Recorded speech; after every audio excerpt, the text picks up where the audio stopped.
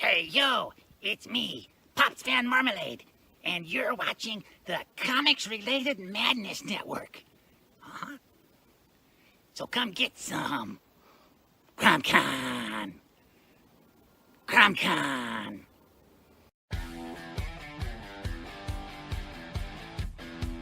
If you're a fan of comic books and comic book conventions, Daytona Beach Comic Con needs to be on your list of must-attend events.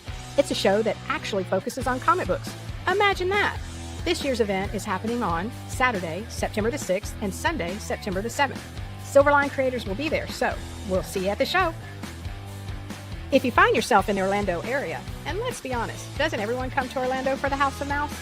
Head over to Coliseum of Comics to get your comic book fix. Be sure to check out their location on East Colonial Drive, where they carry a wide selection of independent comics, including Silverline books. Stop by and don't forget to tell them Silverline sent you. Hey, if you're an independent comic creator looking to get your comic printed, look no further than Kablam Digital Printing. They print our comics and do a fantastic job. They can even print special edition covers. When you reach out to them, be sure to tell them Silverline sent you. Looking for a bold way to boost your business? Advertise with Silverline Comics, reaching readers across the U.S. and around the world. Affordable rates, passionate fans, and national and international exposure, all packed inside thrilling, action-packed comics. All ads must be PG-13, perfect for reaching all ages. Spots are limited. Grab your ad space today and become part of the adventure. Silverline Comics, where adventure lives and your brand thrives. Email us at silverlinepublishingllc@gmail.com for more information. And make mine Silverline. Hi, this is Tim TK, host of That Silverline Show on Tuesday. Join us at 11 p.m. Eastern, 8 p.m. Pacific every Tuesday night as we discuss pop culture and the joys of making comics. Hi, I'm Barb Kilber, co-host of Silverline's Wednesday Wham. Join us each Wednesday nights as we discuss comics, literature, movies, and anything else that may catch our attention. I'm Roland Mann, and I host Silverline's Silver Sunday. Join me every Sunday at 8 p.m. Eastern as we make mine Silverline.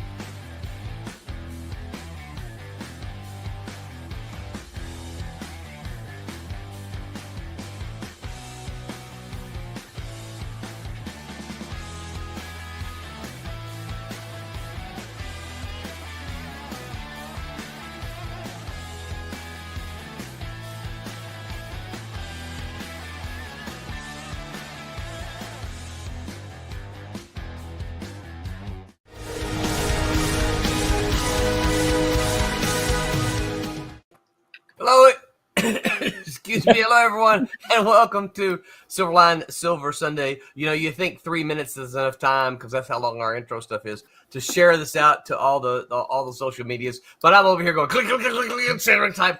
It's 3 minutes. It's just not very long when the time goes by. You need an assistant. I need an assistant. Thank you, everyone, for joining us tonight.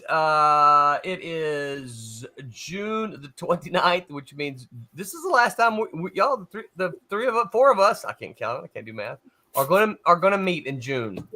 June is almost over. Actually, then the year's half over now. Oh my gosh! Don't even go there. So I'm your host. I'm Roland, and I'm looking forward to a fun night. All kinds of stuff to talk about. I am joined by convention special Mr. Tom Mason himself. Hi, everybody. Thanks for tuning in. And we are joined by the human digital color supreme, Mr. Roberta Conroy. Hi, Roberta. Hello. You see, Roberta's even colored her backgrounds there. She's got a little hippy dippy stuff going on there. It's like in a 1960s TV show when they drug the hero. But we've got to be nice to Roberta tonight. Not that we're not nice to her every night, but sometimes you're hard on me. You never know. Sometimes. But you're sounding all good. A little nasally tonight because you're not feeling well. I'm not, but I'm gonna troop through. It's fine. And you've got your is it hot tea? Hot lemon tea. Mm-hmm. Hot lemon tea. Mm-hmm. Do you remember the stuff that Tom might remember it? I know, but do you remember the stuff that BJ used to make with the Tang?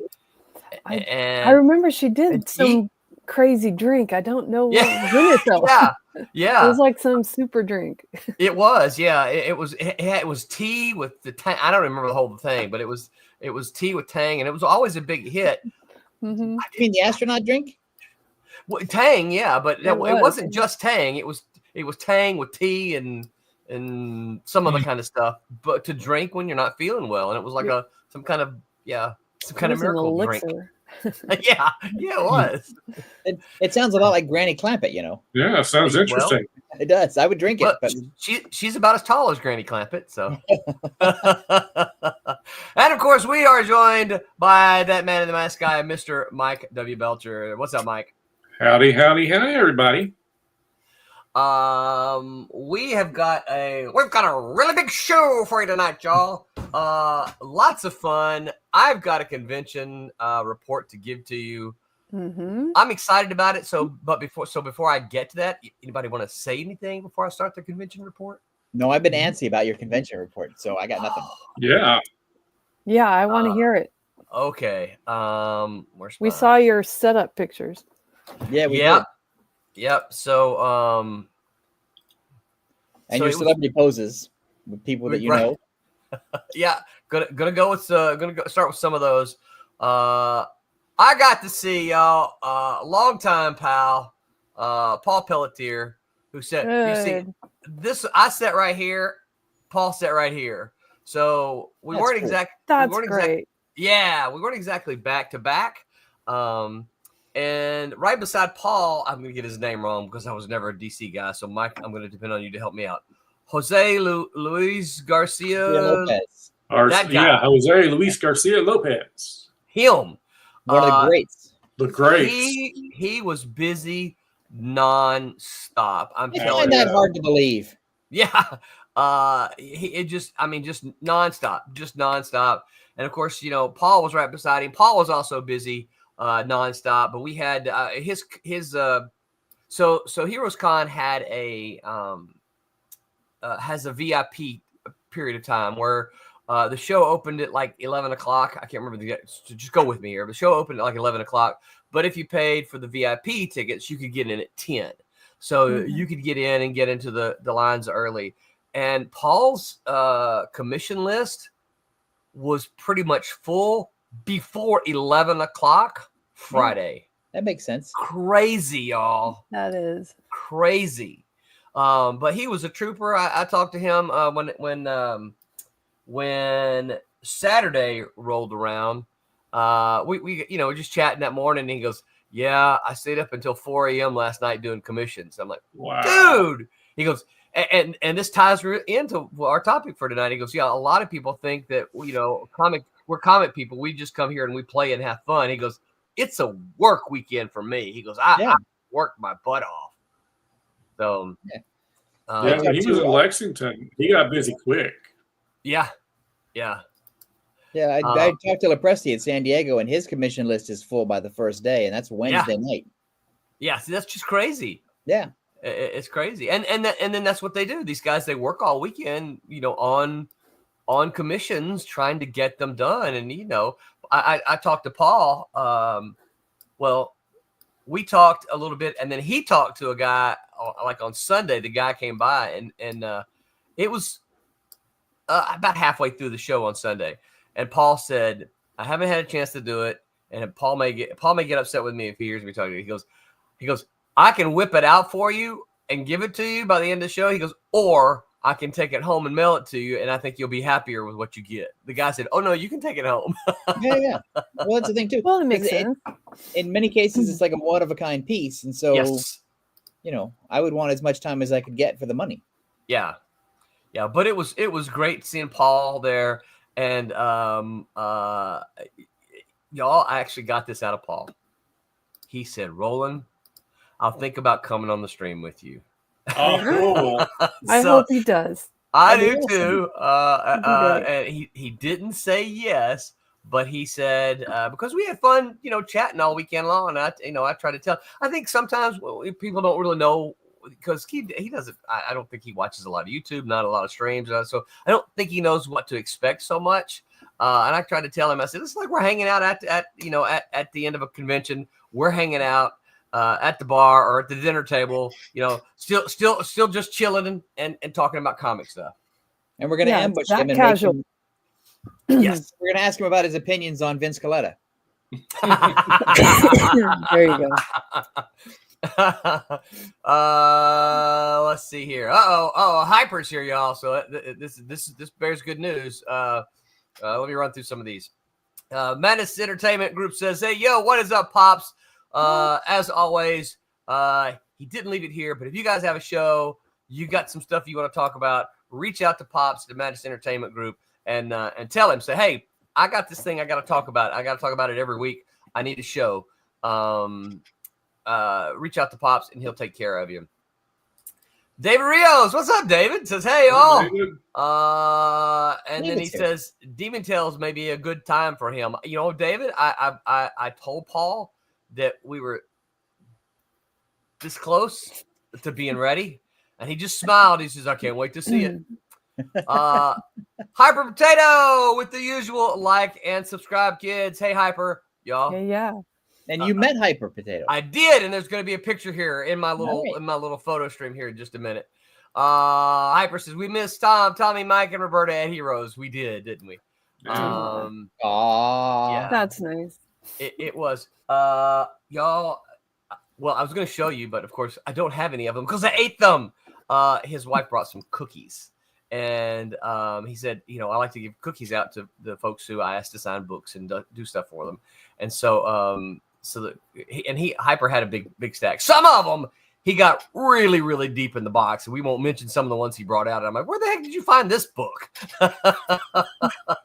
But he got a stack for me to sign, which I enjoyed signing for Hyper. But then he gave me a thing of cookies, and he was handing another one because BJ was with me. He was handing another one to BJ, and she doesn't like chocolate chip. I don't know her, but I just took it and said, "Oh, thank you. I'll have hers." So, all right. I also got to see this guy who I hadn't seen. That's Jerry Bingham. Very good. Yep. Who I had not. I miss him. I know, right? I got to see Jerry. You know, sometimes he would listen to, because it's Sunday night. He just puttered around his house. He'd listen to us sometimes. Jerry was there, of course. You know, he had some artwork. He was signing some, obviously some Batman stuff. I saw him sign Marvel Team Up, I think it was, and he's there promoting his new book. So good for him. Yeah. So it's not a comic book though; it's a mystery, right? No, it is. It's a mystery. Book. Yeah, it's a book. It has no pictures in it at all. Mm-hmm. So yeah. So it was fun to see. Of course, there's my booth, babe. That's a great picture. You know it's love when she goes to the convention with you. Oh, yes, you do. And, you know, I've told my San Diego Comic-Con story on here before, but it's so good I have to tell it again because I don't think you guys remember it. Because I'd been to San Diego Comic-Con before.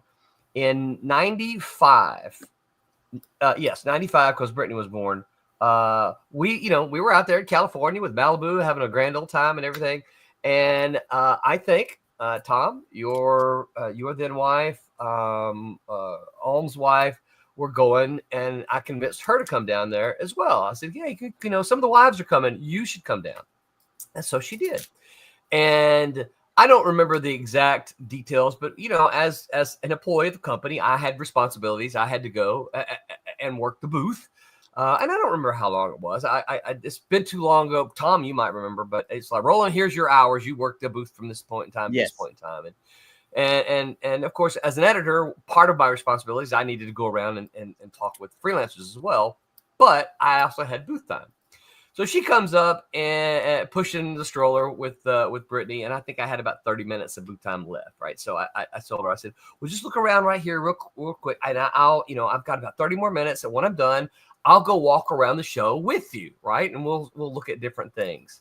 And I kid you not, before my shift was over, she came back, and now, keep in mind, this was her very first time to San Diego Comic-Con, right?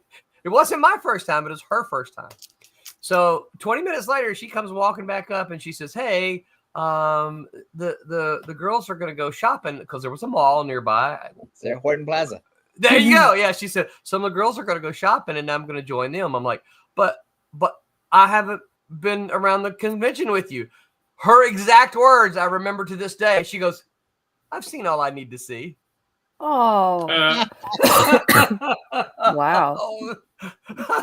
So Tom, when you say it must be love because she was with me, you're absolutely right. Because, but she had a blast as well. We talked about it coming home, and she said I had a lot of fun at this show, and so I was glad to hear that that she had fun as well. But yeah. Also, the great thing about conventions is that there is despite the fact that it is work, there is a social element to it. Yes. Mm-hmm. Yeah. And the fact that my wife at the time, Alm's girlfriend at the time, and your wife could go out and do a little bit of convention fun, and then go out and do like other things, have a good time. Yep. And then come back to the show, and that's there's something for everybody. Yes. Yeah. Very good. Yeah. Horton Plaza. I'd forgotten the name of it, but that's exactly what it was. It's been torn down since then. That's how old we are. Oh my goodness. Figures.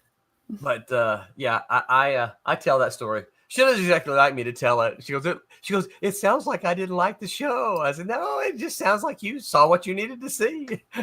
She's correct me if I'm wrong, but she's not as nerdy as we are, right? She is not. No, she is not. I do give her credit for getting me into a couple of things. Like I didn't read Gru or Teen Titans before starting to hang with her. Right. Wow, that's a big deal. It is. Yeah, it is. But yeah, she's not. She read them, but she didn't collect them. She didn't do any of that kind of thing. Put them in bags, and then put them in a box, and then she did not bag and board them. She did not do that.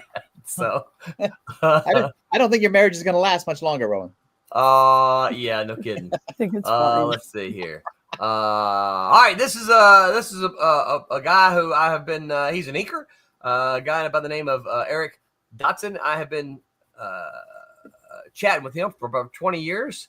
I think this is the first. I know who he is, right? Because social media and all that, but I don't think I'd ever met him before. And so I got to meet Eric. There's a photo bomb. We'll see him in a minute. All right. So this guy, I wish I knew his name. But I don't. He showed up and he had a couple of mantras for me to sign. But you can see this poster, right? This is a big Marvel poster. He had about 400 signatures on it. Wow. It is full of signatures. And you can see we're pointing right here. He's pointing at a place for me to sign. He goes, I think you can find room right here. Oh, wow. That's very funny. So it was very, very cool. This is, of course, Jim Amish. Yep. Inker Jim Amish, who you guys probably remember did a lot of mantra for us. He did other things as well, but I worked with Jim for a long time. We used to have a lot of conversation. It's funny because he brought up something that we used to talk about in the office. He said, Roland, he goes, I remember several times I would talk to Gerald. Gerald DeVictoria was my assistant, awesome assistant. Mm-hmm. He goes, several times I would talk to Gerald, and he would say, I'm talking to you because Roland doesn't have time to talk to you. Oh. Well, hold on, though. And he would say, yeah, I get it, because Jim's a talker, right? He won't deny this. He's a talker. And, sometimes when you're an editor, you're like, I do not have time for a 30-minute conversation with Jim. I got stuff I got to do. So I'd say, Gerald, pleasant. yeah, it's like, Gerald, you got to get the phone, man. I can't talk to him. Tell him this or make sure this happens, right? And then Gerald would talk to him. So, but it was fantastic to see him. Jim said he would come on the show with us too. So. He's also got a second career as a comics historian, doing interviews for various publications. Oh, that's cool. Yeah, and I forget it's not Tomorrow's. It was he's gonna. It's Back Issue or something like that, where he's, I think, but I'm not sure. But he gets people you don't suspect that would sit down for an interview. Yeah, he does good. Facebook. I just got a big error message. Can y'all still hear me? Yeah. Please check Facebook to ensure the stream looks okay. Oh, okay. Sorry. Bless you. Bless you. Let's Let's see, a couple more. Javier Lugo says, "Hey, Javier." He says, "It's good to hear that Paul Pelletier is staying busy. His G.I. Joe stuff is super good. We agree." He was moving a lot of the Image was doing it, I think. A lot of that. She's gonna have rolling slab. David A. Scooter says BJ is gonna have rolling slabbed. You'll look like Han Solo in the right. Empire Strikes Back. You can't see me. That's Pop says it's a who's who of old school comics. Yeah, I resemble that remark. Here we go. Here is Hyper and his lovely wife Mindy. Nice. First time I'd ever met Hyper. Again, he's been showing up here for ages and ages. Always can rely on Hyper for this one right here. Like and subscribe, kids. By the way, if you haven't, take listen to Hyper. Like, subscribe, thumbs up, hit the notification. Wherever you're listening to us, make sure you share us. Yeah, don't forget to share us too. Yeah, share us out. If you guys like what we're doing, share it out to other people. Now, this person right behind Hyper, it just happens to be convenient. Oh, I'm putting the wrong place. This person right here, I don't know who that was, but her line was super busy the entire time. That's Jenny Persona, isn't it? Yeah, that's who it was. I was going to say Kelly Frizen, but just because I read the name in the book, Jenny Frizen, is that how you say it? Yeah. She was her line. I think she did some of the artwork for the convention. Her line was probably the longest line I saw in the show. Well, except for they had Ramita Jr., Claremont, and some of the Shooter canceled. Some of the big names over in a place where they had the lines, the lines for the autograph area. Thank you. But her line was huge the entire time. That's good. Yeah, and it's funny because you see this right here. I'm a witness. So right beside me, which I didn't get any pictures of, was Jose Marzan Jr., who also agreed to come on the show and talk to us. He had a couple of books that a witness he would walk around, right, and then one of these folks with a witness thing would show up, and we're like, what do you? 'Cause I didn't know what it was, right? I had no clue. I had to ask him. We're like, what are you witnessing? What is this all about? And he goes, oh, well, they want a signature, and I'm a witness to authenticate that this is the legitimate signature. Yeah, it's funny. Yeah, I've been in that situation before where there was just a person hanging around to witness it. Yeah, killing the industry. And so Tom, I didn't get any pictures with them, but some of the other folks who show up with some of Hyper Potato's pals, and backers of ours. In fact, one of them, I feel bad because I signed a book this way, but I had been saying it wrong the whole time. And it's Mike Myers Brunch. I had missed the R the whole time. And I'd been saying Mike Myers Bunch, right? I just thought it was, hey, Mike Myers Bunch, right? But no, when I went to sign it, they're like, it's brunch. I said, brunch? Because I heard him say it, right? Instead of just reading it. I'm like, brunch, like a lunch. He goes, yeah. And I'm like, you know what? It's the whole time I've been saying lunch. I will say, Hyper, I hope you're listening. And I see, David A. Scudera says, back to this witnessing thing. Is it like having it notarized? Yes. Kind of, yes. Yeah. Kind of, yeah. Yeah. And it's a big thing, even with small cons. They are, with sports cards, with comics, with just about any kind of memorabilia. It is just about, for Pikeville, we had to start inviting a grader and a witnesser for the guys that we had there, for whether they were wrestlers or whether they were comic guys. But we had requests from people like, well, do you have guys that will sign off on this stuff? And it's kind of like, me personally, again, I think they're killing the industry. But anyway, yeah. Well, we'll get there. So the couple of things about Hyper before I move on. Two things. Mindy is a rock star. Hyper was sitting there talking to me, and he would hand her some stuff. He would go, I didn't hear what he would say.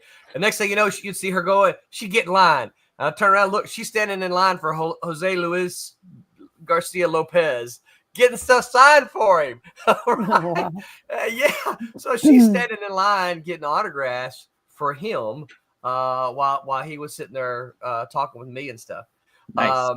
Yes, but fantastic. So yeah, she is a rock star, and her cookies were fantastic. So is that the best shirt of the convention that he's wearing?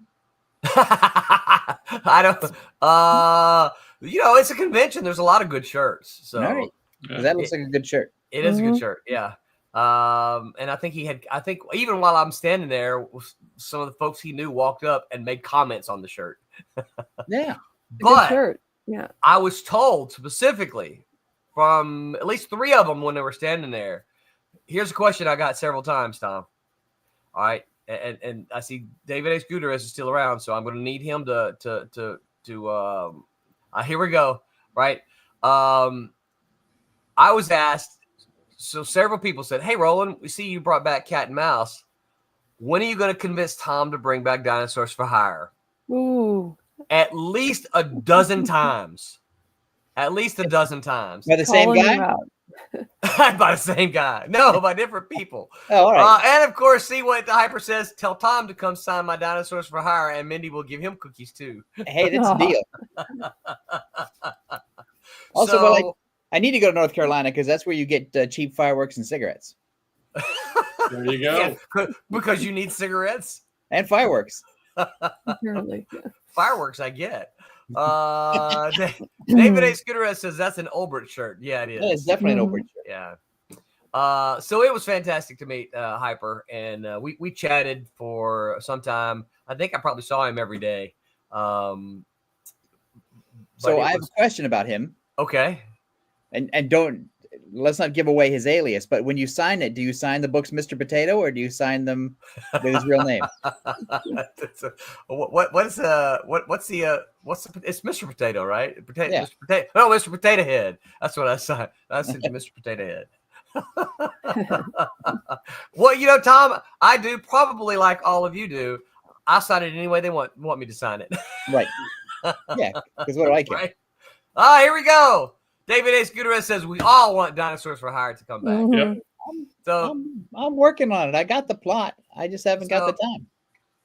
David, I just want you to know, and Hyper, if you're still out there listening, this is something I say to Tom fairly regularly.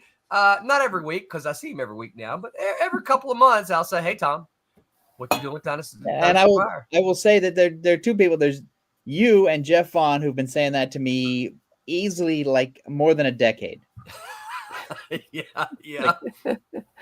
Come back. Yep, it's true. So yeah, it was Hyper says it was every day. Had to get a new mini mountain of back issue signed by the man. Yeah, so I don't often mention this one, but Hyper even had, and Tom, you'll remember this project. Hyper even had copies of She Devils on Wheels for me to sign. Oh, that's a fun one. Yeah. When I tell that story, Tom, I like to tell them, I said, here's the thing. We finished the first miniseries, and then it wasn't too long after that. And Tom said, you want to write another one? I said, oh, Lord, you mean there was hey, look at this. I said, oh, Lord, you mean there was a second show? He goes, no, you can make this one up. And I'm like, yes. Yeah. Hey, look at this. Thomas Formonti. Yeah, We're getting the Formonti flyby. Hey. Oh, wait a minute. Be nice Maybe. to Tom if I'm sick. We hear you. Yeah, hold on. We don't see you. Yeah, I know. I don't know why. I see demons. Oh, I know why.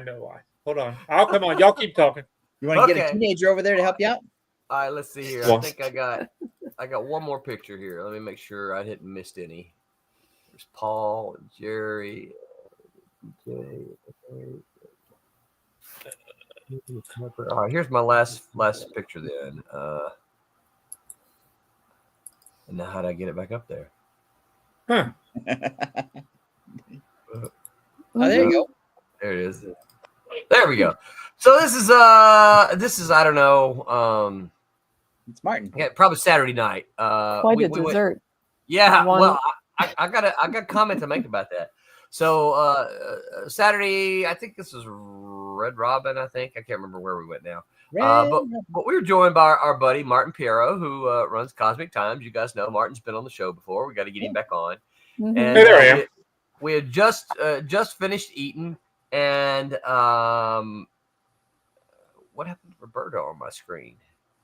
Ha-ha! One I time kicked you her bumped off. me out. Oh, how did that happen? You bumped me out. I don't know. I don't know what happened to Roberto on I'll the cough screen.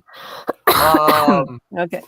Anyway, so we just we went to eat, and then the waitress comes back and asks if we want dessert. So I'm like, yeah, I'll take a milkshake. And he orders this, y'all. This is a huge piece of pie. It's like half a cowboy hat. It's Yeah. huge, and I'm gonna say That's a Quarter quarter pie. of a pie. it is. Martin ate that whole thing, Good Well, of for course he him. did. the entire thing. Look, Does he have a tapeworm?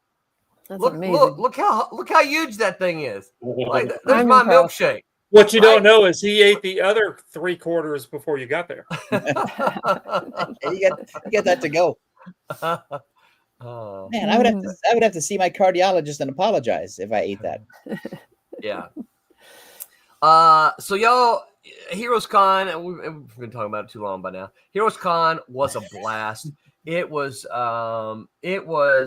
is a comic convention. Comic creators, comic dealers. There were dollar boxes all over the place. I didn't get a chance to do. I did find a couple of good things, but I didn't get a chance to do the kind of shopping I would have liked to do, just because there were so many people there. Right, as you talk about, so much socializing. I got to see so many people. I got several new Make Mine Silverlines for us that will be showing up starting tonight, and probably about a dozen new folks who said they would come on and talk with us about their comic careers and things like that. So it was a blast. Where'd Tommy go? It was a blast. So Tommy, you're joining us. You're our roving reporter. You're our correspondent. Didn't you sign books today? Didn't you? No, that's Tuesday when I go down to the coast. Okay. Fourth. All right. You and Stephen are going to 3 Alarm, right? Yes. Yeah. Yeah. Well, they did a Jay and Silent Bob Archie thing to help to fundraise money for Stephen's wife's funeral expenses and stuff. And so we're gonna go down and I don't know, they just wanted to film something, but the actual where they're going to start selling them is not till the 19th. So I really don't know what we're going to be doing on Tuesday, but we're going back down to the coast. Well, so they've got the books, all right? Yeah, they got the books. You and can probably sign them, and then they can pre-sell them. Well, they can. I didn't do anything with it. Them, 3 Alarm. Yeah, but they're going to have a big thing on the 19th too, where they have all kind. It's a big extravaganza going on. So that's the day Brett gets married. So. Oh, okay. That's in 20. We spent the bulk of the day moving Jessica, his future bride, moving Jessica's from one apartment to their new place. So tell me about their new place. You like it? Yeah, it's nice. It's really nice. And it's on the first floor. Jessica's old apartment is on the second floor. So, oh my gosh, my calves are going to be feeling it in the morning. I know, because I made so many trips up and down those stairs. But yeah, she got almost everything. That's when they're supposed to call their buddies to come help them move. Not supposed to get the parents to do it. Mm-hmm. Yeah, the parents are supposed to supervise. Right. Yeah. You're supposed to buy the pizza and the beer for their right? buddies. Yeah. I know it. Yeah. So that's not the way this one works. So you're a good parent, Roland. Yeah. It was fortunately, they're young and they don't have a whole lot of stuff yet. So it's the next move where you want to bow out gracefully. Yeah. Because they were able to get we actually didn't quite fill up one of the smallest U-Haul trucks you can get. It was about 75% full. So how many long boxes did he have? Well, this was Jessica, so she didn't have any. Oh, all right. And neither does Brent. He doesn't have any. But I will say this: I convinced her not too long ago to read Bill Willingham's Fables. She really liked it. Oh, yeah. I gave her the first volume, and then she came back and she said, "Was there any more of this?" And so I gave her volumes 2, 3, and 4. So I love it. Nice. Yeah, so she liked the first volume, so I was excited to hear that. She might also like Sweet Tooth. Sweet Tooth. Well, I was thinking that one, and maybe Saga might be a little out there for her. Maybe. I love Saga. A little. I like Saga. You shouldn't go to it cold with a new person though. No.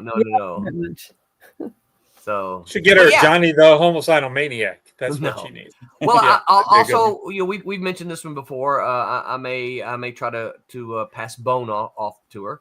Oh, that's a good one. Yep, that's a good one.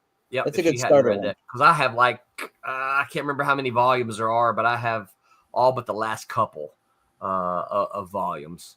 So, but she'll, I mean, if she reads the first one, she'll know. Yeah. Oh yeah. So that brings us to tonight's topic. Are Comic Cons getting too expensive? And I think we should approach this in two ways. Okay. I think one way is for creators. As creators, are Comic Cons getting too expensive for us to go and promote and be a creator at the show? And then the other one is just kind of in general for fans. Are Comic Cons getting too expensive for fans? And as this is another brilliant topic from Mr. Belcher here, Mike, I'm going to let you start it. I'm going to let you take the floor first, and we'll just all chime in. On which point? The creator point? Let's do creators first, because I know the folks out there who are listening are as fans. They already know, right? But they probably want to hear our perspective as well from us. Yeah, Javier's already chiming in. Absolutely, it's such a gamble every time. Yeah, because you don't know that it's very inconsistent if you're a creator. Yeah. Yeah, I mean, you don't know going into it unless the show's had a long track record of being indie friendly what you're really getting into. And tables are really going up because the expenses for these shows are just, even small shows are just getting up there in price for, just for the customer, for the person coming in, ticket prices are going up. But for the creator, table $40 for a small show on a Saturday or like a Friday, it's like the show I just went to. Had I paid for the table, it would have been $120 just for one day show, and a relatively small show. Now, I was a guest, so I didn't have those. Well, I'm bringing up a calculator because I can't do math. Okay, so how many comics do you have to sell to make that worthwhile?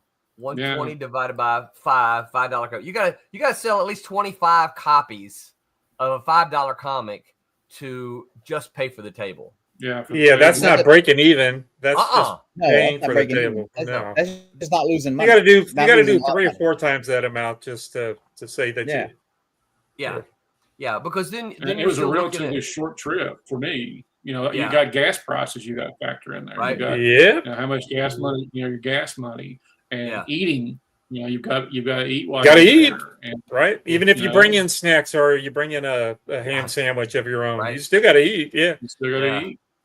So, that's the same, Mike. Mm-hmm. Yeah, it is. I mean, but at the same token, these guys are trying to make some money. They're putting a lot into it. I mean, and this was a venue maybe the size of a basketball court and a half. Just imagine, with no seats. Well, all right. So let me ask you a question then. Do you think it's because?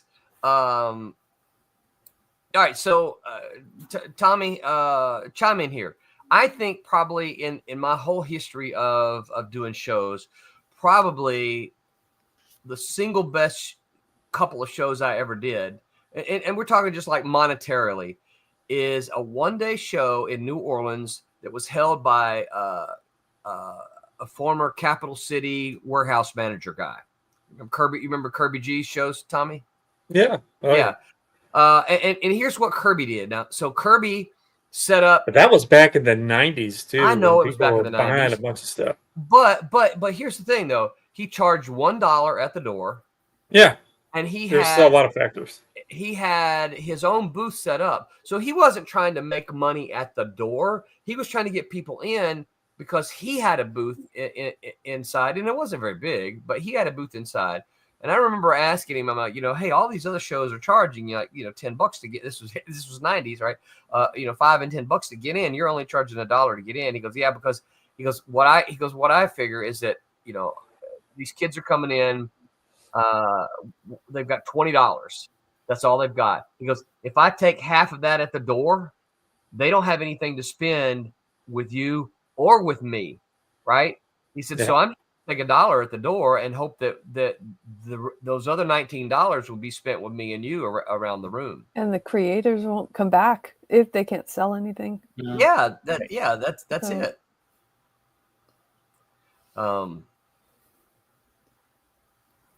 Yeah. So I think so. So do we think then that part of it is because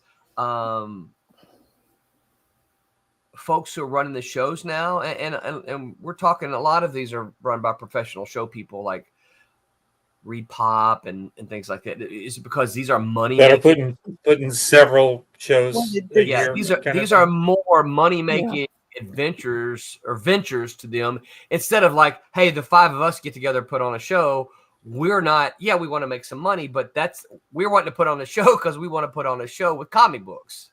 Well, aren't there two? Yeah, are they putting on a show to make money, or are they putting on a show to break even so the people that are setting up can make money? Yeah, you got those shows like the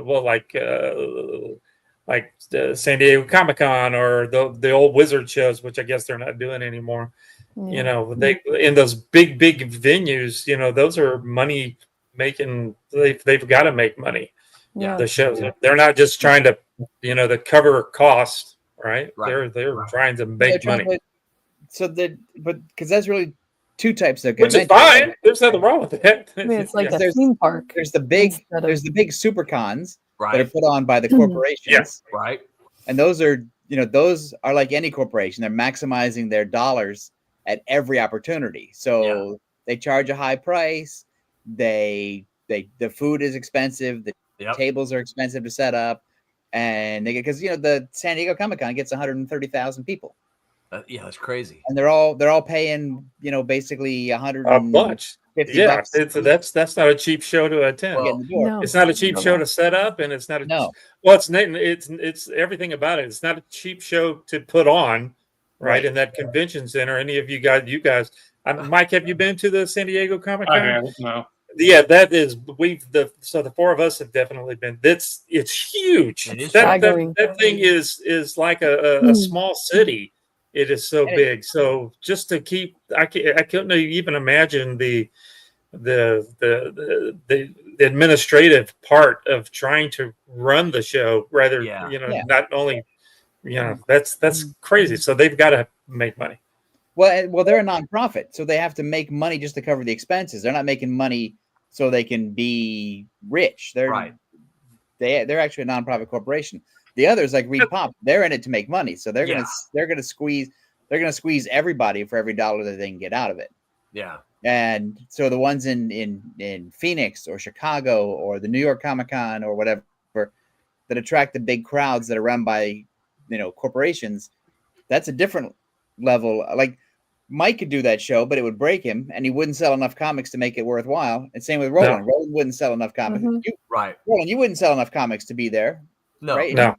You've got like 50 titles, and you couldn't sell enough. No. Even if you live in a dream world where it's like, well, there's 130,000 people, and I got 50 different titles, I'm sure to make enough money to pay for everything. You would think. No. Yeah, it doesn't work that way. Tables are so much more expensive. Even I think some of the big, like I keep bringing up Lepresti, but he does commissions. He sells his comics. He does signings. He sells original art. He still lost $1,000 going to the show.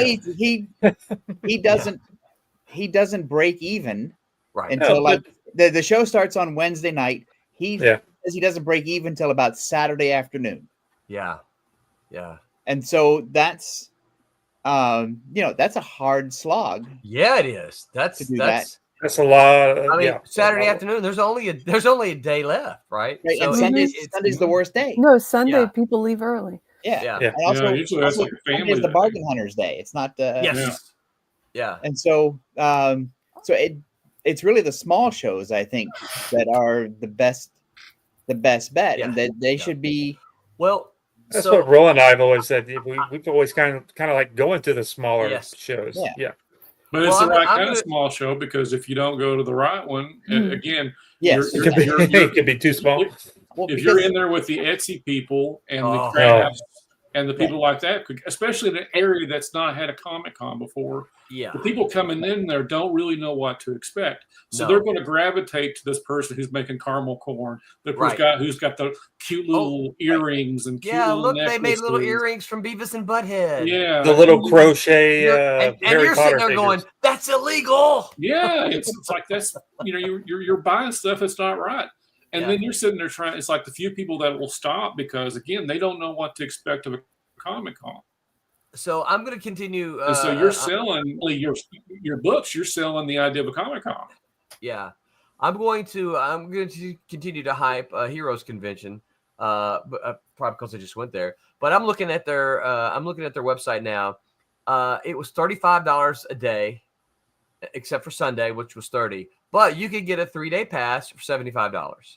Right. It costs you $150 or $120 for a lot of these others. So this is half the cost of some of those, and it's comic books, right? Yeah, but is that too high? I still think that might be too high. I feel it's too high. It depends on your mileage. It's like what are they trying to pay for? With that. Well, so here's the thing I know about, and I don't know the details, but here's the thing I do know is that they don't sell all their tables, right? So a lot of those tables are comped for the creators, right? And so you think, oh well, they've got I don't even know how many tables, but let's just say 1,000 because I can't do math. Let's say okay, we got 1,000 tables, right? Well, they're going to give 400 of them away at Heroes Con. Again, I don't know. I'm making up numbers here. So they didn't sell all of them, right? They're comping them to the creators to get them there, because a lot of creators are like, hey, you know what? I cannot pay you $150 to do your show, you know. But the convention makes use of the creator's name and says, hey, we got this creator coming in. So they use them they give them the table, but then they use their name to drive some business. Right. Yeah. And they're kind of expected to do a panel or something like that. And I'm sure whoever it is, probably, the higher up, they probably get the entire trip, max or comp to them. Yeah. They probably get the room and the travel. Some of the bigger name creators have an agent that negotiate things. They get an appearance fee, they get airfare, they get a hotel, they get a free table, they get whatever. Yeah. So Roland gets all that stuff. He gets all the right. Yeah. Well, and we've talked about this some before. There's a lot of times it's like I look at a show and I'm like, if you're gonna have me pay for the table and the travel and the hotel, I can't go. I can't do it. I don't. It's number one, I got to sell an awful lot of $5 comics, which I know that I'm not going to do. Right. And it becomes a losing venture. But if you can help me break even, if you can help me stay, give me a shot. And then Paul and I actually talked about this. It's like, look, if you can keep it where my expenses are as minimal as possible, I'm going to say, okay, look, I'll go, especially if you're getting people in the doors, like a Heroes Con, right? I know they're getting comic book fans in the doors. We at the end, whatever it is I made, as long as I'm happy, then that's okay, right? And I don't know what the happy number is, but as long as I'm happy at the end, you know it by Sunday, right? Well, and also it's different for every show, right? I mean, your happy number for let's say Heroes Con is going to be different than for Daytona Beach Comic Con. Then it's going to be for the Galactic Comic Con that me and you did here just a couple of weeks ago, right? Those are different numbers. Get set up easy, have a good time. People come by and check on you. At least if you have a panel, make sure that the people are somebody, they at least offer to watch your Yeah. table while you're gone. As long as I'm happy when it's over with, if I didn't sell enough money to, at least I sold stuff to people and they saw the product, and hopefully they'll come back. Well, Yeah. what about Happy. what about for fans? Do y'all think it's too expensive for fans? Yes. Oh, yeah. Definitely. I Because it's the same thing about your example of the guy who charged $1. yeah. Like if you spend all your money at the door, because people go to these things now with a budget, and I'm sure that's not new. We used to have budgets when we went to shows 30 years ago. Absolutely. Yeah. And so if you spend X to get in the door, that's just less you spend. Right. To make Yeah. the retailers happy. And so I think, Yeah. I mean, a lot of this is the shows see it as, every opportunity to make money. We got to Right. press that. Yeah. But the reality should be, and some of these people I think are not experienced show people. I agree. So they just say, well, I'm going to charge admission, I'm going to charge for tables, I'm going to charge creators, I'm going to charge for this, I'm going to charge for that, and then I'll break even. It's like what they should be looking at, it's like a bigger picture, which is if I charge $1, Right. I'll get more people in. Yep. Those people will use that money to buy stuff if I have a good mix of people. And make the vendor folks, including the artist alley And then- folks, happy. Yeah. Right. And then I can do the convention the second time and Right. learn from my mistakes, and then maybe bump it up, to $2 or whatever. Mhm. But I would Well- I would want to get the most amount of people in the door Yeah. at the lowest possible price. Yeah, but Yeah. sometimes that's not always. That's okay. Not feasible. That's Right. not feasible because, again, even for, like I said, small shows, they're having to get in celebrities. They're having to get something else in to help Well, pad to whatever. And so what? those So hold on. celebrities- Well, hold on.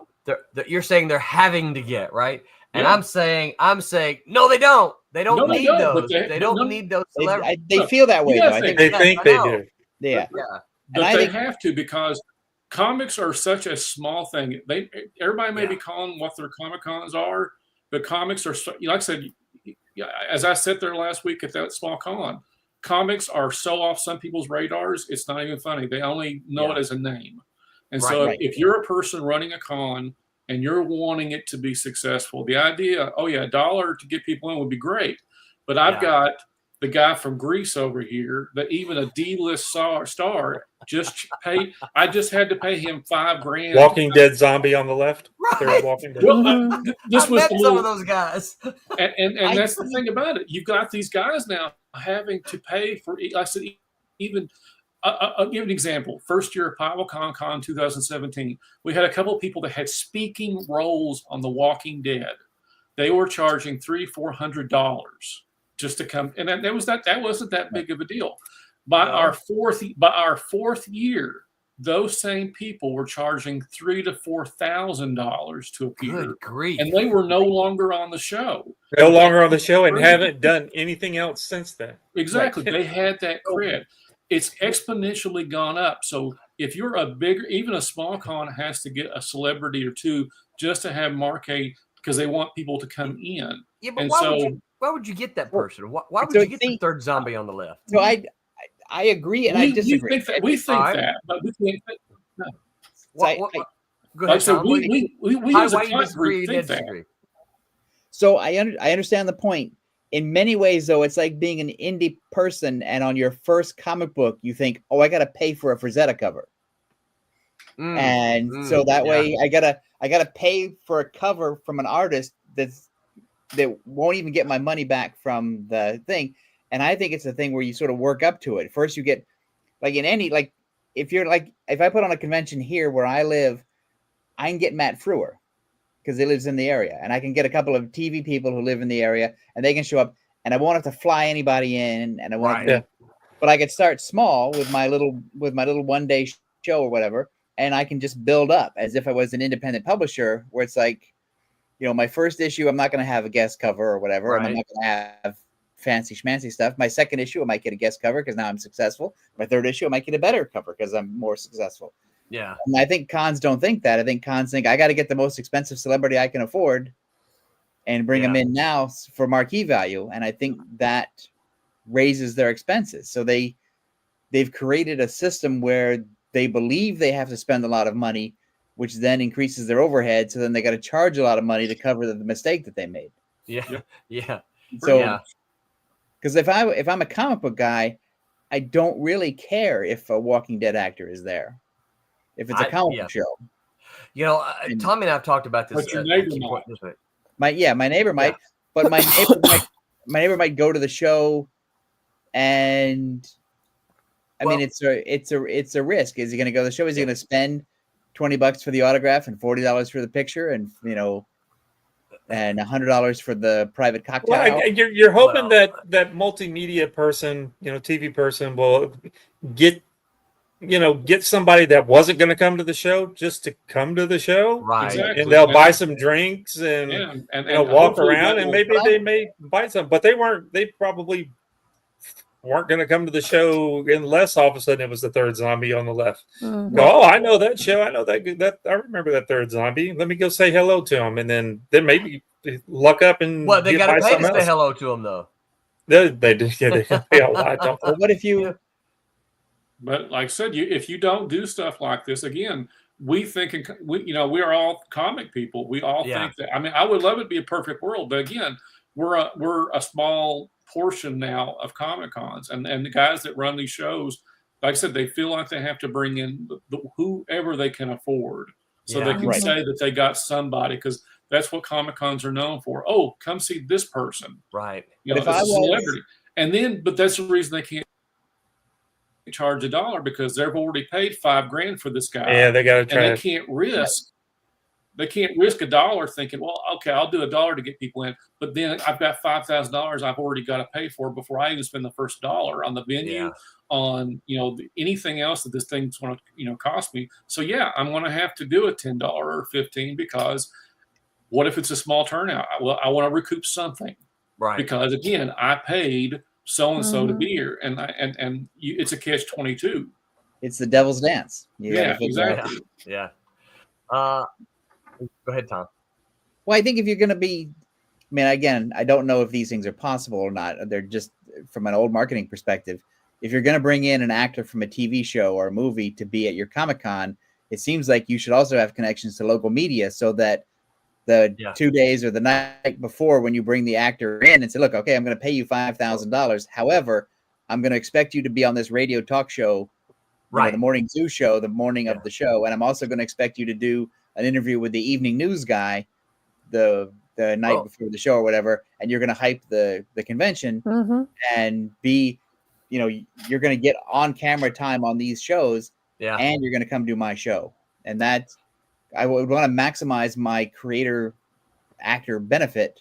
Tommy, you remember when we went to Texas with that with the John Christian stores? Yes. We did that little tour. Do you remember? I think we did four stores, but I think we did four stores in like 3 days or something. Three of them, though, we did radio interviews. He had already set up radio interviews. He did. For us. That's funny. Right. So we did 2 stores in one day, I think. Yeah, I think so. Yeah. He had a little chain of stores, and he brought me and you and Steven, I think. I don't think Mitch went too. Was Mitch there? I thought Mitch went. I don't remember, but yeah, I don't remember either. I remember you and Steven. I don't remember Mitch being there, but I could be wrong. Sam, that's who went. Yeah, Sam went. Yeah, that's right. Yeah, that's why I was thinking. Mitch. Yeah. We got a couple more comments here. David Ace Gutierrez says the best San Diego Comic-Con was the post-COVID one where it actually focused on comics. That's what I hear. I did not go to that. First time I have heard that. Ryan Permisson, what's up, Ryan? He says, hello, everyone. How are you doing? He goes, comic conventions are way too expensive. It's out of control, especially with celebrity guests. Some of the vendors selling their work have outrageous prices. David Ace Gutierrez says it's a crippling cost for fans. Yes. Hyper Potato said, I heard many of my fellow fans griping about what creators were charging for autographs. That can definitely mess your budget up fast. But that's not the convention's fault, though. No, that is not. No, that's what creators. That's how creators value. Also, creators don't have to claim that on their income tax. So that's You know, What can you blame creators for doing what they're doing? I mean, I don't like it personally, but I understand why they do it, because if you're surrounded by D-list celebrities selling their picture for $60 or $70 Right. and their autograph for 30 or 40, as a creator that is still having a pretty good following, I don't blame them. But again, I don't like it, but I don't blame them. Also, there's the iron is hot theory, which is there's you're like an NFL player. You have a limited career where your signature has value, so you might as well maximize that as best you can. But as far as families, think about the local show here. It wasn't Benny Zuko. It was the nerd. It was the nerd in Greece. Anyway, it's like in Lexington. Lexington Con charges on Saturday like $65 to get in, 65 or 70 to get in on a Saturday. You're a family of 4. I mean, look what you've spent before you can walk. Somebody's staying in the car. Yeah, it's like a football game. Yeah, and then you're having to go around it. Everything costs. Everything. There's no there. I mean, again, it's getting to the point where you can't even talk to some celebrities, because when you get up there, they're expecting to sell something at you. But used to, you could walk up and just have a conversation with them. But now it's expected of you to walk in there and say, "Oh, can I have a picture? Can I have a selfie? Can I have an autograph?" And you've got people that are sitting right next to them saying, "Well, you can't talk to them until you pay me." So boom. Yeah. I mean, it's just, I don't know how a family of 4 could do that. It's ridiculous. And I've even seen some of them, they won't even let you take a selfie with your own phone unless you pay them money. Yeah, I don't get that. Comic I don't people? understand that. No, I get no. I've never seen comic book people do that. No. I get the celebrity. No, yeah, they don't. Celebrities, I get the celebrity who if you want to have your photo with a celebrity and you're standing next to him and it looks like you're at you met at a party or whatever and you're shaking hands and whatever. I understand charging for that. I don't understand charging for I'm just passing by the booth. And you're just walking by snapping pictures? Right. Yeah. So remember, that was the first time I ever got looked funny. It was a Lou Ferrigno thing. Yes. Which one is the Lou Ferrigno one? Yes. I remember you doing it. Well, they Tommy weren't wasn't getting in line, but he was standing out on the outside of the line going, "Look, there's Lou Ferrigno." They've got watch outs now. You can't just arbitrarily take pictures. They'll come up to you and say, "You can't take a picture of him." They do. They sure do. Well, then you see some of the bigger. Okay, Roberta. Thank you. Roberta. Hey, feel better, Roberta. Will do. Gotta get the well. Drink lots of that tea. You'll see a lot of the big super celebrities. They'll be there, but they're even behind screens now. You know, so you'll know that they're there. They'll come in, they'll walk, and they'll say, "Hey," as they're getting by, and then all of a sudden they get behind the table, but the table is behind a screen, and you have to go walk around the table just to see them. Yeah, I remember that with Mark Hamill the first time I saw them doing that. Who was that they had completely encased because at MegaCon, remember, there's this little place where you can walk up top, right, and you can look down. Nathan Fillion, I think. Yeah. They had a top on his little, because they had it completely screened in.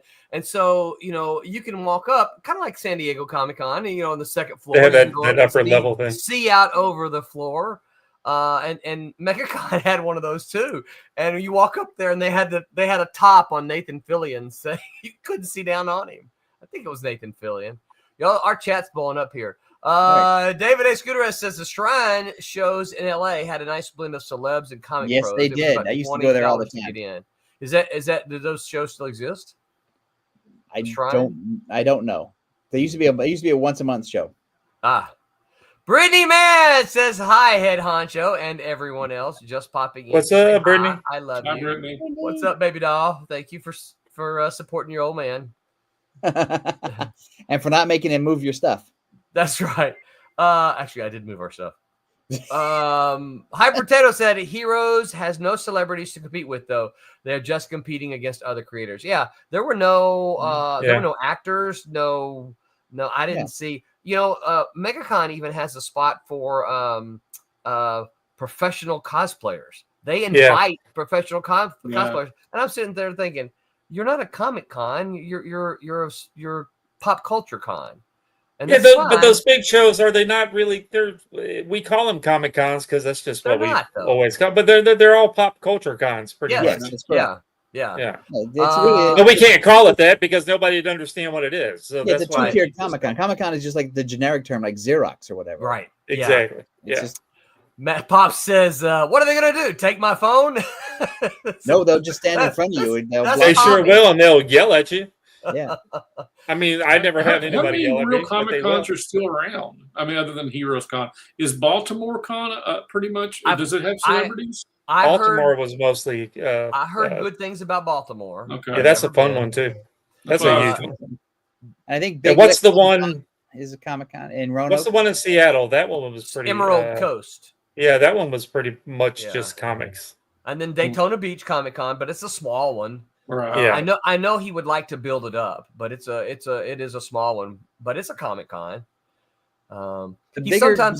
He sometimes has a wrestler, but that's because one of the comic guys brings in the wrestler because he does comic book. He does wrestling comics. Yeah. So he brings in the wrestler for his comics. And That who makes sense is to that? me. That's John Crowder. That's Yeah, right. He's one of John our Crowder. guys. Yeah. Because So, there's a wrestling comics booth at San Diego. They brought in Sergeant Slaughter one year. Oh, cool. Yeah. And so Yeah, but Sarge he only is worked. a lot. He only worked at the booth. Yeah. So what is the price that a show should be? I mean, the big ones I'm not talking about, like the 1 day, 10 till 4 show, 1 day show. I still don't think they should be free. No, Because then you just get everybody coming in that don't want to do comics at all. So you got to make them pay something at least. And down here in Florida, you get people that are just trying to get out of the heat. Yeah, that's true. Right. You get So, to The air conditioning is our special guest. Like, Yeah. I mean, should it be at least like the price of a movie ticket? That kind of thing. What's that nowadays? That's $10, $5, $10. Yeah, I think $5-10 for a 1 day show. A Like 1 that day, is- that's a show that's only 6 hours, 8 hours long. That kind of thing. I would do $5 or $10, and I would say kids free. Kids under 12 are free. yeah. There you go. Typically that is, it's under 10. With an days. adult. Yeah. The other thing I might do is I would say, $5 or $10, but here's your ticket, and you can cash this in at one of the tables or something like that. That's what they used to do at I'm making up numbers here, okay? But like, hey, your ticket is $10. Here it is. Give this to anybody that you spend money with, and it's worth $5, right? But I like the 2-tiered pricing that Heroes Con does, where there's from 9 to 10, your hardcore person can get in, and they pay a little bit more because they're there for the hardcore specific thing. They want to get in that line for the creator. They want to get that commission. They want to get that hot book or whatever. And then for from 11 o'clock on, it's like family pricing, right? Where it's much cheaper. Tommy and I have talked about this before. Nobody's paying VIP prices for me, right? Me neither. Yeah, so they're paying VIP prices. Yeah, I'm not paying VIP prices for you either. Yeah. Well, but the fans are paying VIP prices to get in those lines, like the Disney. That's a fast pass, right? It's a fast pass at Disney because it's like, okay, I know this person's line is going to be super long, but I want this autograph so much, I'm willing to pay this extra money so that I can go stand in this fast pass line. Yes, right? And that's becoming a fad now. Lexington had fast pass this year. You could pay a little bit more to go see a celebrity and pass the line. And piss the people off. Piss people pass it up. Yeah, exactly. Oh man, that would tick me off. I think. I think I would want to do it where it's not that obvious that you're pissing people off, because that just seems that's a recipe for trouble. Yeah. And I don't know how the Mike, Disney Universal has been doing that for years. So I don't kudos to you on the topic, sir. Our chat has been blowing up today. I can't keep up with it. So it's a great topic, Mike. Well, it's something that affects every one of us. I mean, no, you're right. One capacity or another, because it affects us as creators. If we want to go see I missed this. It's all of it. Stan, and I never could say his last name. I'm sorry, Fragasic. Stan. I know who. What is it? And Fragasic. Fragasic. I know exactly who he is. He said, "Hey guys, hey Roberta, man, I'm sorry, Stan. She's not feeling well, and so she bailed. So I'm sorry I didn't get to let her see that. Dang it.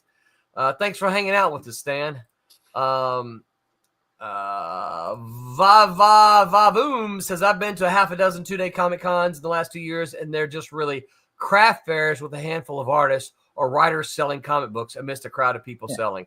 This is one of Tommy and I talk about this all the time. This is one of my problems about a lot of these comic shows. They're just they turned into flea markets, right? They just these people. Oh, look, I stole all these images off of the internet, and I've made bracelets and earrings and a necklace, and look, I even made this T-shirt you can buy. But I think a hard reality is there for many markets in the country, there just aren't enough people who could buy a table for a Comic-Con. Right. And so for a Comic-Con to exist in a small market there and to sell enough tables, they have to open it up to the arts and crafts people. Yeah. I was gonna go that. I was gonna say the same thing. So now the other thing I would say, my asterisk to that would be, back in the day, we didn't have that many Comic Cons. So the Comic Cons had comic book people. Now, certainly I know Tommy can attest to this. We got a comic show. It seems like every other weekend down here in Florida. It is. So there's so many shows. They've got to fill them with bodies, and they go and they get the craft people. Right. But folks that are coming in the shows, they like to see that stuff. I just don't like all of the stolen stuff that people are putting out there. The craft stuff is for BJ. You're talking about how BJ saw what she wanted to see, but if she saw something that was in her interest, in her wheelhouse, that's what those people are there for. Yeah. And this con I went to last week, I was shocked to death. Some guy pulled in a 3D printer, and he was sitting there making things for people. Really? I mean, like Pokemon. I mean, stuff he shouldn't have been doing, but he was sitting there actually carving this stuff or using this 3D printer right in the middle of this place and making, and he had a line out the door. I need somebody with a 3D printer to holler at me, because I want to make a little bust of Demon for. Oh, Larry Welch. That would be cool. Larry Welch does that now. Okay. Yeah, I think that would be something nifty to add to our campaigns, is some kind of little, unique little thing. Pop said Lou was totally cool to me. Answered my questions with no hesitation. Not me. He hulked out on me and told me to quit taking pictures of him. No, he did not. Boom said nothing like 2-3 day shows even 10 to 15 years ago. Total shock. Man, these Pop says some egos. LOL. Mark Hamill should pay to see me. Hyper said, as a broke comic fan, creators like Roland who signed for free are my gold standard. There you go. I brought him gifts and bought more comics from him because I appreciate it so much. He did. He had a stack of comics. I will freely admit he had a big stack of comics for me to sign, but I did not mind at all. And I even told him before the show, bring as many as you want to bring. I'll be happy to sign them all. My only thing I ever tell somebody if they bring me a stack like that is like, hey, look, I'm happy. If somebody comes up, comes up, let me pause for my signing and let me talk to them, because maybe there'll be a new somebody to buy comics, right? Right. A year from now, they'll have a huge stack. Yeah, I hope so. And no one has ever said, "Oh no, I don't want to do that." No one has ever said that, so I've never had that problem. But because comic fans are cool.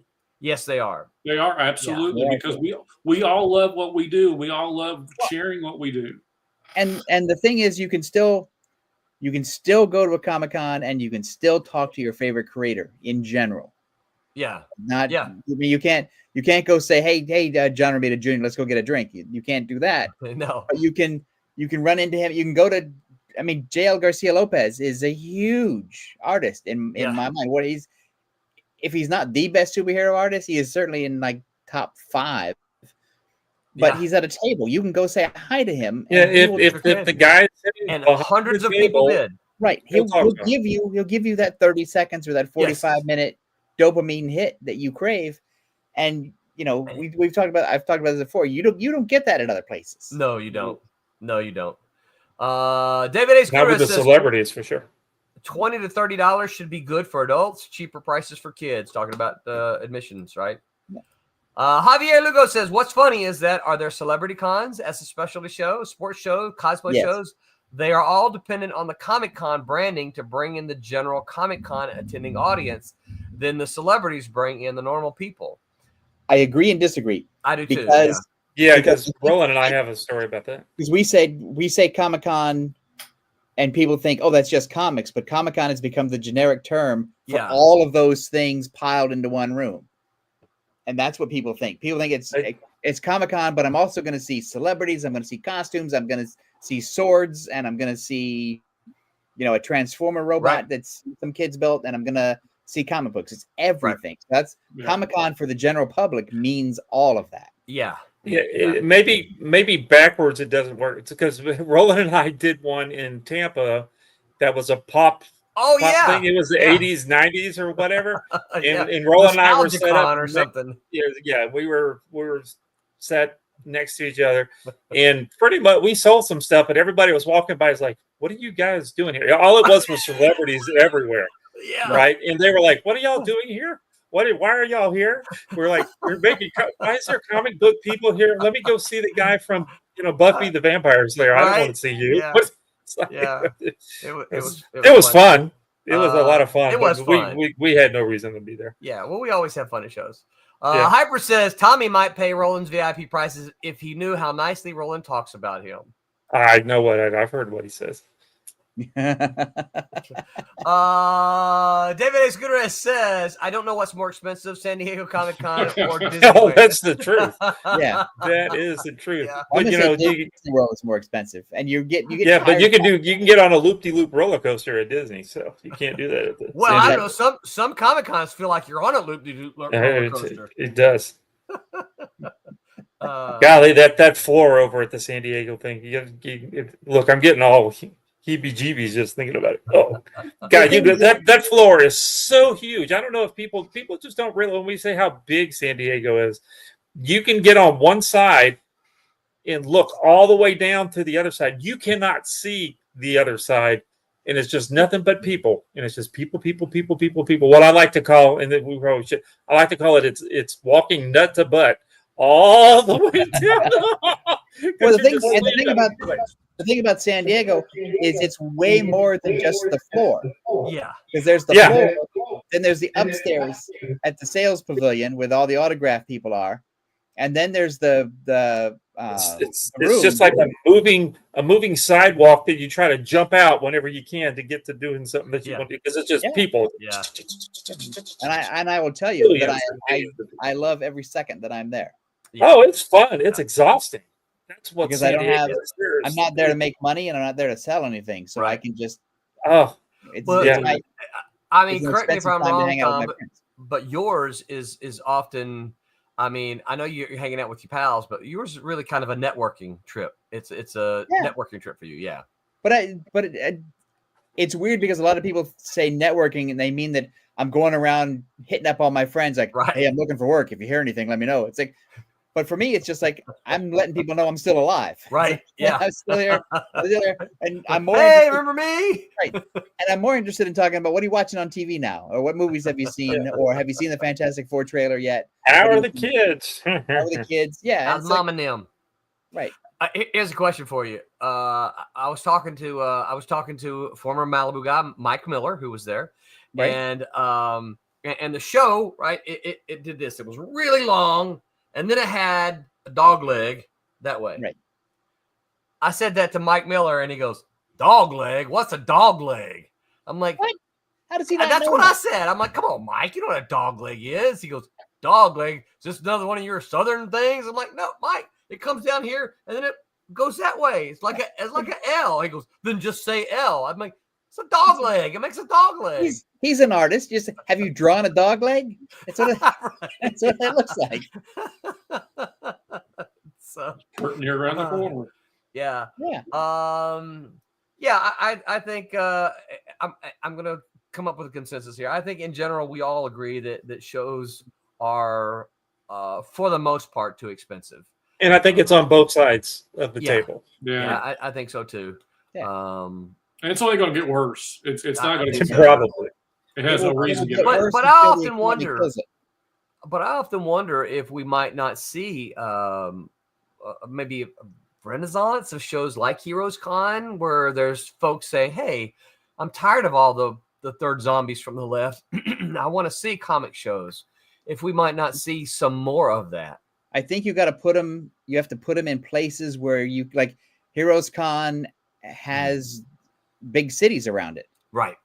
And it has a major airport and it's population that can support it.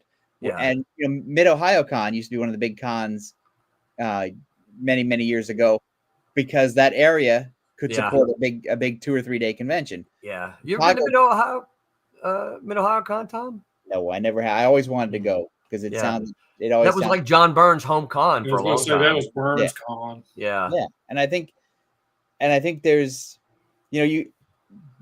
for convention people, if you don't try to be another San Diego, don't try to be another New York, but a nice regional con in a big city. Yeah. That has an urban environment around it with a lot of businesses and a lot of people can do it. Yeah. Yeah. I think so. Matt likes comics says, yes, they are. Right to the point. We just need more friendly shows. I think all we can contend we just need friendly shows. Yeah. That's why I would much rather go to a small show than commit to going to a big multi-day show. Yeah. Well, if I'm just going to be happy in the end, I'm much happier with a 1 day show than not making any money and go to a big 3 day show. And the other thing is this, right? A smaller show is going to have so you as a not an A-tier creator, right? You can get lost in the A-tier creators. People are there to go see Jose Luis Garcia Lopez, not Roland Man, right? Now, I get some of them, of course, but in a big show, you can get lost. A smaller show, people tend to be a little more, oh, who are you? What do you do? I've never heard of you. Here's $5. I'll try something out from you. And they're there to go do the show rather than to shop around and then come back. I'm gonna come back tomorrow. They're either gonna,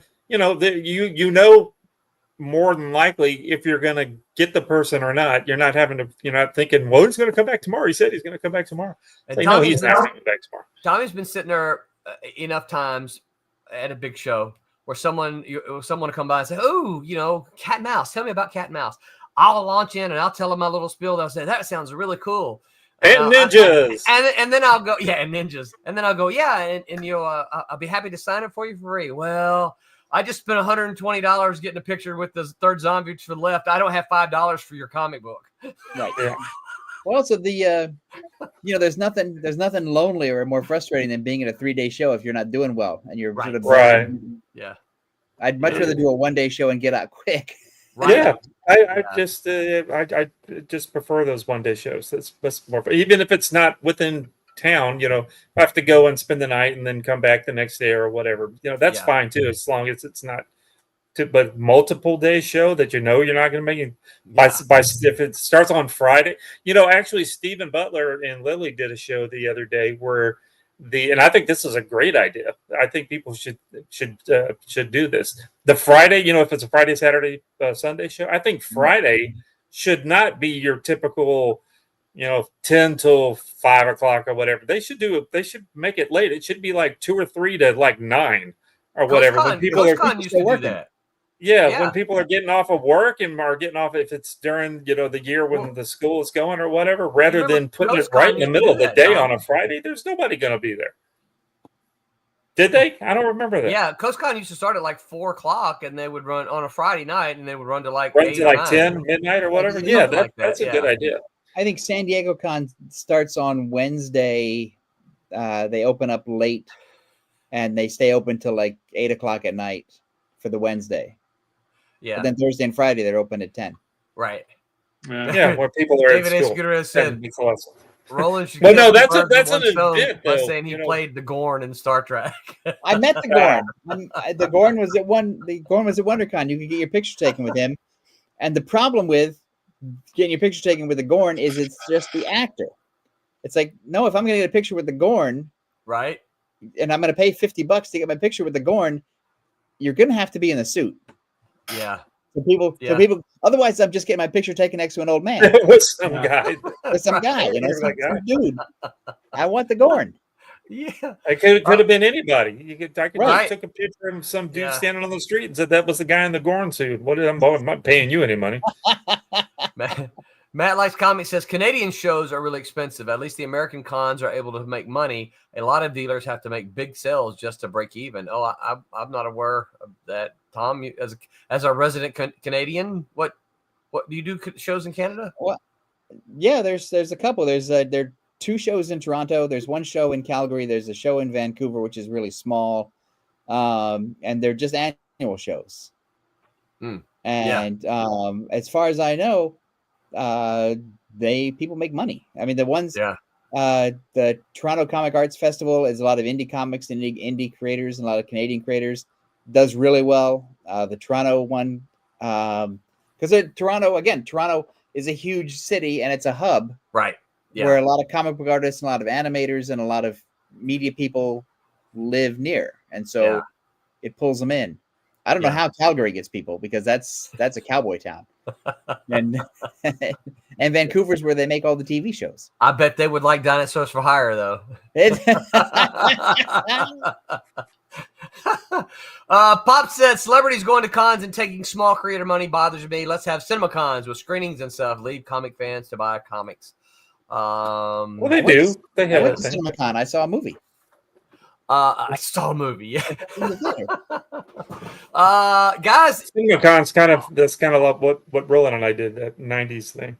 Yeah. Our as always happens on Sunday nights, our time has flown by, and we were out of time. Anybody want to before I read off this week? Anybody want to sum up anything? Say anything? Any shows coming up this week? No.